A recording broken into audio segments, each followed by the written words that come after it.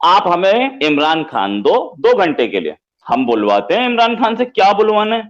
वो तो ये भी बोल देंगे कि जितने भी पाकिस्तान में ब्लास्ट हुए थे सारे मैंने खुद किए थे। आप दो तो आपको मिल जाता कश्मीर। इंडिया तो वैसे ही बैठा, डोमिनोज पिज्जा समझे हुआ है क्या, फोन करोगे आपके डोर स्टेप पे आ जाएगा।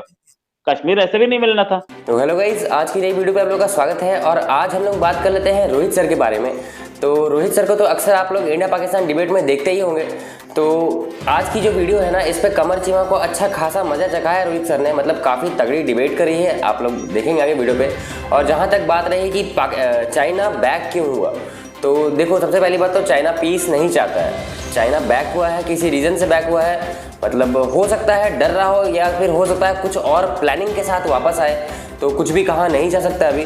और जहाँ तक पाकिस्तान की बात है कि पाकिस्तान जो सीज़ फायर वायलेशंस को रोकना चाह रहा है और एक मतलब ताल्लुकात बढ़ाना चाह रहा है भारत से, तो इतना अच्छा मुल्क तो पाकिस्तान है नहीं।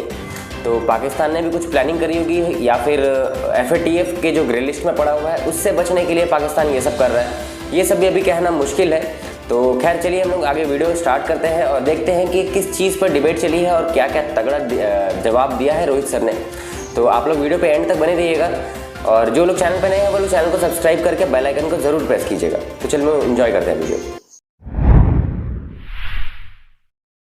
गवर्नमेंट ऑफ इंडिया एक चीज बोलती है, भाई टेरर तो बंद करो, टेरर ही नहीं बंद होता।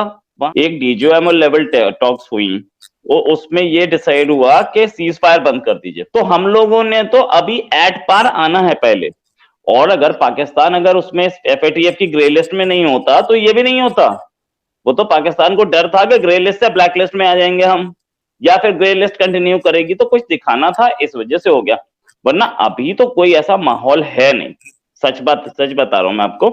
अभी एज ऑफ नाउ तो टेरर बंद नहीं हुआ है, पाकिस्तान की तरफ से रेटोरिक्स हैं। लेकिन रोहित साहब, ये भारत के अंदर ये किस तरह का मजाज है? अगर पाकिस्तान और भारत की टॉक्स हो गई DGMO की, आपने कह दिया जी वो तो FATF की वजह से होगी। अगर आपकी चाइना से बात हो गई, हॉटलाइन डेवलप होगी फॉरेन सेक्रेटरी लेवल की, तो आपने कहना शुरू कर दिया वो जी डर गया है जी चीन हमसे। अच्छी चीजें हो रही हैं तो आप इसको भी कह रहे हैं नहीं नहीं डर गए, हमसे डर गए, हमसे सारी डर गए और हमसे बातें हो रही हैं। भाई ऐसे तो नहीं हो रहा, कोई बंदा डरा नहीं है। We are looking for future. तो आप इसको मुस्बत लेने की बजाय ये फटाफट अपनी छाती क्यों बड़ी करने लग पड़ते हो यार? क्या एक बात फिर मैं आपके स्टेटमेंट से मानना चाहूंगा कि फ्यूचर पाकिस्तान नहीं सोच पा रहा था आज से पहले। 70 साल से कोई फ्यूचर नहीं सोच पाया था पाकिस्तान, ना चाइना सोच पाया था, है ना।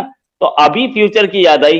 देखिए दोनों कंट्रीज, हमारे दोनों साइड दो कंट्रीज हैं जिनकी पॉलिसी साफ दिखती है। एक की पॉलिसी है एक्सपोर्ट टेरर और दूसरे की पॉलिसी है एक्सपेंशन, कैसे भी हम घुसें दूसरे के लैंड पे।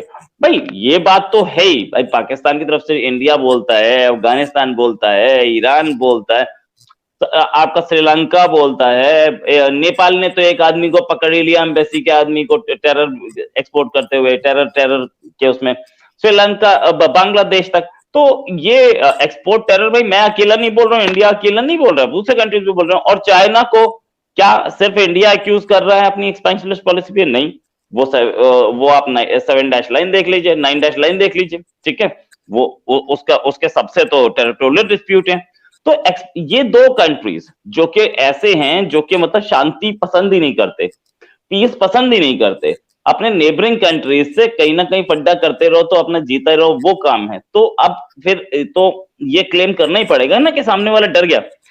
अगर इतना ही पीसफुल था तो वो लोग मारे क्यों गए भाई? जो जो हमारे और उनके सैनिक मारे गए, वो क्यों मारे गए? क्या वो हमारे पाकिस्तान तो अभी तक कुछ दिन पहले तक बोलता रहा कि चाइना इंडिया के एरिया में घुस गया, अब सडनली चाइना जो है महात्मा बुद्ध बन गया उनके लिए। मुल्ला उमर कौन था? अरे इन सबको हथियार आपने दिया, आप हमें ब्लेम करते हो। एक कुलभूषण पकड़ लिया, उसको लेकर के दिखाते हो ये था। अरे कुलभूषण भैया, उसे उसे हमें बात तो करने दो। आप हमें इमरान खान दो 2 घंटे के लिए, हम बुलवाते हैं इमरान खान से, क्या बुलवाना है। वो तो ये भी बोल देंगे कि जितने भी पाकिस्तान में ब्लास्ट हुए थे सारे मैंने खुद किए थे। आप दो तो आप कुलभूषण को अपनी कस्टडी में एक बार इंटरनेशनल उसको दीजिए, आप किसी इंटरनेशनल इन्वेस्टिगेशन एजेंसी को, पता लगेगा कि वो क्या किया था और क्या करने गया था और कहां से आपने अब्डक्ट किया था। उसके लिए आप तैयार नहीं है। तो ऐसे नहीं होता भाई, ऐसे नहीं होता। पाकिस्तानी मंसूबे सबको पता है। कश्मीर में 370 के हटी, पाकिस्तान अपने आप जैसे बोलते हैं ना पोस्ट ट्रॉमेटिक एपिलेप्सी, वो ट्रॉमा के बाद जो मिर्गी के दौरे पड़ते हैं वो पोस्ट ट्रॉमेटिक एपिलेप्सी में सब कुछ बंद कर दिया। अरे भाई आपको क्या जरूरत थी? आप कश्मीर तो आप भूले ही पहले बैठे थे, आपको मिल जाता कश्मीर। इंडिया तो वैसे ही बैठा, डोमिनोज पिज्जा समझे हुआ है क्या? फोन करोगे आपके डोर स्टेप पे आ जाएगा। कश्मीर ऐसे भी नहीं मिलना था। आप मतलब वो हम तो सारा कुछ बंद कर देंगे, ट्रेड भी बंद कर देंगे, बातचीत भी बंद कर देंगे। कर दो यार, अब दोबारा आ गए ना उसी लाइन पे, बातचीत पे। क्या मिला आपको? कुछ नहीं मिला। बुरहान वानी ट्रेन चलाने के सिवा और कुछ नहीं कर पाए। तो इसका फायदा कुछ नहीं है। ये पाकिस्तान को समझना पड़ेगा कि हमें अभी आपके प्राइम मिनिस्टर ने एक बड़ा स्ट्रॉन्ग स्टेटमेंट दिया था, वो भी श्रीलंका में, कि कश्मीर हम बातचीत से रिजॉल्व कर लेंगे। भाई बातचीत से कैसे रिजॉल्व होगा? बातचीत से रिजॉल्व करने का एक ही तरीका है ना, कि हमारा साइड हम रख लें, आपकी साइड आप रख लें। बातचीत में मैं चीमा साहब आपको 100 बार बोल दूं कश्मीर मुझे दे दो, आप दे दोगे? नहीं, फोर्स से लेना पड़ेगा ना। आप मुझे 1 लाख बार बोल दो कि कश्मीर दे दो, मैं नहीं दे सकता। बातचीत से मतलब ये इंटरनेशनल बॉर्डर बनाने की बात हो रही है, राइट?